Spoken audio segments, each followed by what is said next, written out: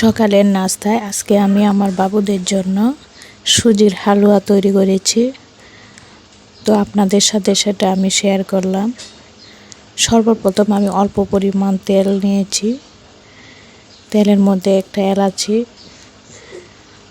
আর তেজপাতা দিয়ে দিয়েছি। তারপরে আমি এখানে 3 চামচ সুজি দিয়েছি। সুজিটা ভালোভাবে নেড়ে ছেড়ে আমি ভেজে নিয়েছি। তারপরে পানি দিয়ে এখানে আমি বেলে গুড় দিয়ে দিয়েছি। আমি আমার বাবুদের জন্য মূলত কোনো মিষ্টি জাতীয় রান্না করলে আমি বেলে গুড় দিয়ে রান্না করি।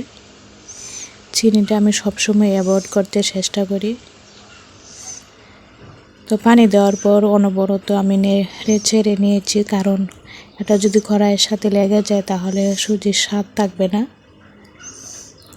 হালুয়ার স্বাদ নষ্ট হয়ে যাবে। তো দেখেন নাড়তে নাড়তে এটা এই পর্যায়ে চলে এসেছে।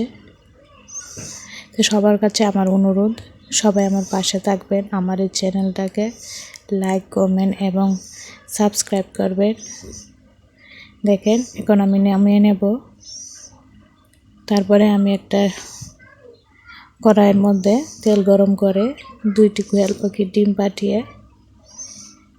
সেটা ভাজি করে নিয়েছি। এটাও আমার সোনামণিরা খুবই পছন্দ করে। এত লাল করিনি, হালকা একটু লাল করেছি। সকালের নাস্তা আমার তৈরি হয়ে গেল। সবাই আমার পাশে থাকবেন। আল্লাহ হাফেজ।